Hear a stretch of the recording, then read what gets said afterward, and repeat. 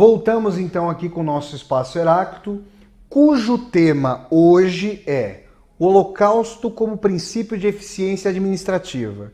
Nós falávamos, ao fim do segundo bloco, da profunda contiguidade entre a lógica de administração das empresas na contemporaneidade. Eu falo da contemporaneidade, mas na verdade falo de todo o princípio que embasou a consolidação e expansão do capitalismo e a lógica de produção do morticínio, do genocídio racionalmente considerado. E eu falei a vocês ao fim do primeiro bloco que eu gostaria de trazer alguns exemplos concretos para nós pensarmos o Holocausto não em contraposição à lógica de implementação da civilização, mas em profunda e estreita contiguidade com os princípios de eficiência administrativa. Eu gostaria de trazer para vocês uma brevíssima, na verdade, história das câmaras de gás. Saibam vocês, e isso é narrado com muito brilhantismo, naquele que, a meu ver, é o melhor documentário sobre o nazismo a que eu já assisti, o documentário Arquitetura da Destruição, do judeu sueco Peter Cohen, tá? Ali nesse documentário, que é brilhante, vocês vão encontrar reflexões profundamente acuradas sobre o sentido da experiência nazista e sua proximidade com os parâmetros da modernidade, num sentido algo diverso daquele que nós propomos aqui, mas com grandes semelhanças também. E nesse documentário, e ao longo da história da implementação das câmaras de gás, é interessante notar que houve um aprofundamento, uma pesquisa empírica efetiva sobre a possibilidade de encontrar um método de maximização efetiva do morticínio com o mínimo de custo implicado e com o mínimo de brutalidade no emprego do morticínio. Essas duas coisas parecem antagônicas entre si, dado que o objetivo da atividade da Câmara era o asfixiamento de mais de 900 pessoas a cada vez, mas é interessante notar o seguinte, que as câmaras começaram ali em Berlim não como câmaras efetivas, como uma sala hermeticamente vedada e fechada, mas como experimentos em furgões, nas carrocerias de automóveis, com pessoas que continham retardamento mental, que eram excepcionais. Houve uma enorme grita das igrejas, contraposições, coisa que depois, com a consolidação do Holocausto, não mais ocorreu, é bom que se diga. E, na verdade, os experimentos de aniquilação e genocídio foram transferidos para os recantos mais longínquos do leste europeu, conforme ia se dando ao longo da Segunda Guerra a expansão nazista rumo àquilo que seria a batalha fundamental entre a Alemanha nazista e a União Soviética. Muito bem. É interessante que esse experimento foi sendo aprimorado, não por meio de meras opiniões de sádicos e bárbaros no emprego do morticínio. Quem assistir ao filme Amém, do brilhante diretor grego Konstantin Costa-Gavras, vai perceber que na otimização do princípio de funcionamento das câmaras de gás eram empregados químicos, engenheiros, cientistas que pensavam efetivamente na otimização por meio da lógica de meios e fins, sem ter em vista o alcance efetivo dessa prática. É como se, na esteira de burocratização das atividades, de segmentação, de divisão social do trabalho, o fim último da ação fosse tão longínquo, o grito fosse completamente amordaçado pelas mediações sociais que se interpõem entre o pensador, entre o projetista da ideia e o carrasco, que não mais vai ouvir os gritos, dada a espessura das paredes e o caráter hermeticamente vedado das câmeras, mas apenas vai abrir uma válvula de liberação do gás. Tudo isso é empregado com o mesmo tipo de eficiência que busca, em alguma medida, extirpar uma doença. E, aliás, com o mesmo prisma, com a mesma imagética tão fundamental para a humanidade que quer superar as trevas medievais e a peste bubônica que quase dizimou a população europeia. Não à toa, os judeus eram estigmatizados pelos nazistas como bacilos, como vírus, como pestes e ratos a serem extirpados. E nesse sentido, a modernidade higiênica, a modernidade eugênica, a modernidade no bojo de sua eficiência, que também pode ser letal, lançou mão dos mesmos pressupostos de encampamento positivo do mundo para construir a lógica da destruição. Daí o paradoxo no título do documentário do Peter Cohen que eu citei há pouco, a arquitetura da destruição. Porque não se trata simplesmente de uma destruição aleatória, a esmo, mas de uma destruição extremamente calculada e planejada. E nesse sentido, é curioso perceber que Rudolf Höss, comandante de Auschwitz, chegou a perceber, por meio de estudos estatísticos da produtividade de seu campo, do campo do qual ele era o responsável, que o emprego de batalhões de fuzilamento levava a uma redução do gráfico de morticínio. Por quê? Porque gerava um tipo de estresse, eu diria, transtorno, eu diria, para utilizar a nomenclatura das lesões do trabalho, lesões por esforço repetitivo. Não apenas lesões físicas, mas psíquicas. Aqueles carrascos que fuzilavam a esmo, mas na verdade de maneira gerida, de maneira contínua e repetitiva, acabavam sendo acometidos por culpa. Porque, curiosamente, no ato de morticínio, no fuzilamento, o carrasco ainda ouvia o grito final do sentenciado. Ainda havia corpos estrebuchando. Ainda havia o sangue jorrando. A bala gerando o cheiro da pólvora. Então havia um sentido, dialeticamente, paradoxalmente, no sentido do fuzilamento, havia o despontar de um caráter de humanidade, na medida em que o carrasco percebia a sua brutalidade diante da vítima estirada, da vítima ainda não morta.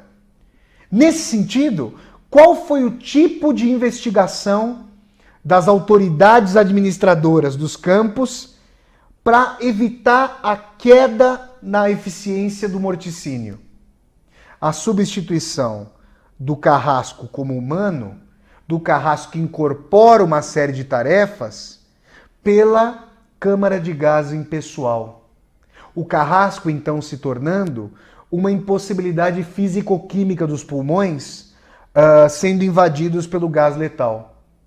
Nesse sentido, eu falo do Rudolf Höss porque eu comprei uma autobiografia dele, que foi escrita pouco antes de o Höss ser enforcado em Auschwitz, diante dos pavilhões de cremação dos mortos. Ele foi ali enforcado, então ele escreveu essa autobiografia na prisão, e o Höss diz claramente que a implementação das câmaras de gás teve um sentido efetivamente para otimizar a produção do campo. E é curioso, pessoal, eu diria a vocês, que na Romênia, por exemplo, que foi em grande medida um país satélite do nazismo, com o seu regime títere em termos de apoio aos nazistas, havia muitas vezes uma brutalidade que superava em muito aquela empregada pelas tropas da SS, as tropas de assalto nazistas, na busca pelos judeus, na apreensão dos judeus e no extermínio deles. E é curioso que os mesmos facínoras, ou tidos como facínoras, da SS, tinham que ensinar aos romenos e a outros administradores fantoches dos nazistas dos países ocupados o princípio de impessoalidade do morticínio. Por quê? Isso é muito interessante em termos de lógica de eficiência administrativa. Quando se faz algo por ódio, quando se faz algo movido por um sentido por um sentimento explosivo, tudo isso tem uma duração fugaz, tem uma duração que se esvai quando esse sentimento é interrompido ou arrefecido. O curioso é perceber que, quando o morticínio se torna uma tarefa rotineira, algo subdividido em uma série de outras tarefas, tais como listagem dos judeus, listagem dos inimigos políticos, entrevista com os judeus, entrevistas com os inimigos políticos, apreensão dos judeus, guetização dos inimigos políticos, deslocamento dos inimigos até os campos, acondicionamento dos inimigos em suas respectivas classes de uniformes e depois aprovisionamento, separação daqueles diretamente voltados para o extermínio e daqueles que ainda poderiam realizar trabalhos forçados. Tudo isso leva a uma segmentação do sentido do morticínio e a um arrefecimento da noção de culpa, de consciência e responsabilidade daqueles que, na verdade, executam não a última tarefa da morte, que, na verdade, é feita pelo gás, mas uma tarefa rotineira e segmentada que divide carrascos de vítimas. E, nesse sentido, pessoal, ao tornar a atividade burocratizada, sequenciada, impessoal, os nazistas mostraram com uma eficiência sem paralelo na história humana, que é possível sim separar completamente a lógica de meios e fins e transformar os fins em quaisquer tipos de insumos para otimizar um tipo de atividade.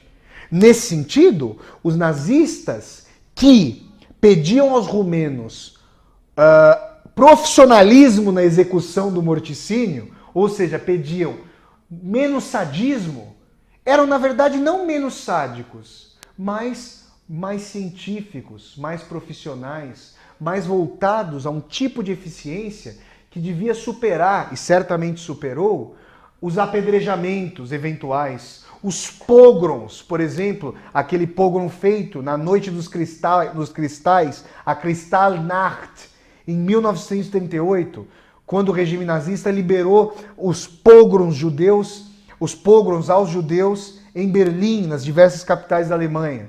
Isso é interessante porque esse tipo de pogrom jamais teria duração efetiva para exterminar uma população inteira, tanto os judeus quanto os inimigos de guerra, das variadas classes que eu mencionei aqui no começo do programa, se comparado, por exemplo, com a lógica de eficiência administrativa de Auschwitz. Por quê? Porque a falta de empatia é o tratamento do outro como coisa, do outro, na verdade, como um dado estatístico, do outro como uma completa abstração e como um insumo para alimentar a indústria de guerra alemã, que faz com que nós entendamos o Holocausto como o princípio máximo de eficiência administrativa. Esse princípio foi extirpado? Obviamente que não. E é isso que justamente nos preocupa. Se não houver a possibilidade de contraposição efetivamente democrática, para que poderes novamente se consolidem, se concentrem nas mãos do Estado, representado por uma figura, um partido, um ditador, como foi o caso do Hitler, do Stalin, de tal maneira que uma série de projetos de maximização sociais sejam voltados para o extirpar de uma determinada categoria social, tudo isso pode fazer com que a mesma lógica que hoje foi refinada, acirrada, construída com ainda mais graus de percepção e eficiência, tudo isso pode fazer com que essa experiência volte à tona, que ela venha à tona ainda uma vez, com um sentido redivivo de ódio. Porque, na verdade, ao invés de nós estabelecermos uma base social de empatia e solidariedade, aquilo a que nós assistimos é o completo oposto dessa tendência. Uma tendência de acirramento, uma tendência de percepção de que cada um de nós seríamos empresas para a maximização de nossas satisfações e que nós nos colocaríamos como vendedores de nós mesmos, ou seja, o vendedor e o produto conjuminados na mesma pessoa. E nesse sentido, o que é que refrearia o ódio pelo outro e, no limite, o ódio até por si mesmo? Porque nós sabemos que dentro da estrutura do mercado de trabalho, nós não somos jamais imprescindíveis na medida em que sempre é possível a substituição do eu por esse outro que também virá a ser substituído, também virá a ser negligenciado. Essa característica do ego, do sujeito como insumo, como meio para esse fim que se volta contra os próprios agentes, é aquilo que embasou fundamentalmente a experiência de Auschwitz e a implementação do campo como laboratório humano. A diferença é que as cobaias ali não eram os ratos. Aliás, é interessante perceber que com os ratos é possível permitir, é possível transigir eticamente, mas com os humanos, naquilo que é tida como a normalidade, já não é possível fazer isso. Será? O nosso programa de hoje tentou mostrar que isso aconteceu e tem a possibilidade de voltar a acontecer se esse tipo de lógica não for combatido, não apenas em termos da nossa discussão, mas na percepção do quanto esse tipo de lógica está enraizado na nossa vivência e reprodução sociais. Então, pessoal, fica aqui esse nosso debate do Espaço Heráclito, que, a meu ver, é fundamental para nós chamarmos essas discussões à tona e percebermos como a democracia, em grande medida, é refém e se vê limitada por esse processo de meios e fins que embasa todo tipo de lógica de reprodução social no capitalismo tardio, sobretudo.